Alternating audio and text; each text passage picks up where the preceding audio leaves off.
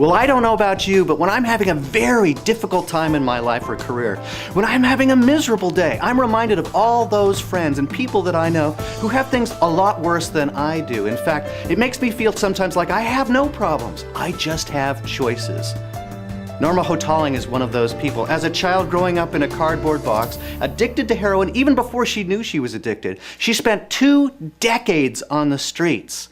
She tried to break that cycle of addiction and failed so many times. And then she finally made the choice to not only change her life, but change the lives of thousands of people who face difficulty and addiction on the streets all over the world.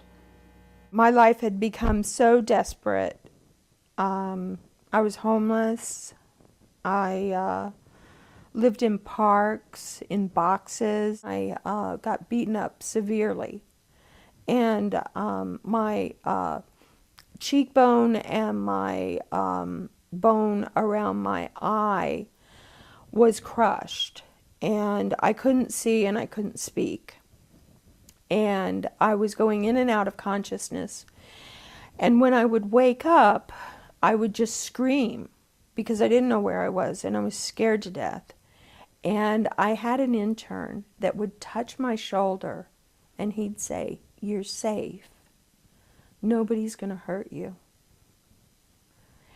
And we say that to people at Sage all the time.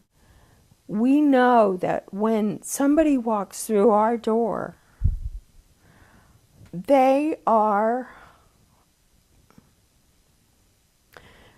trusting us at such a deep level that we're not going to hurt them.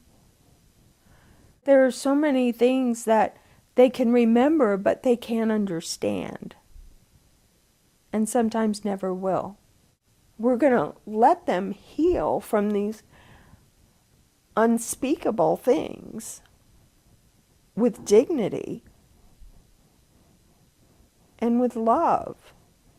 But you're always sitting with this hope that what you're doing here in this little isolated space is going to make a difference somewhere else out in the world. When you have a life like we have, to be able to turn it around and give back. And I was in Seoul, and they were waiting for me, and I was trying to get to them. And I walked by a room, and it was like magnet. I just felt it.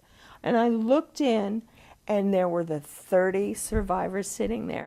And they all started clapping, and they all started crying, and I started crying.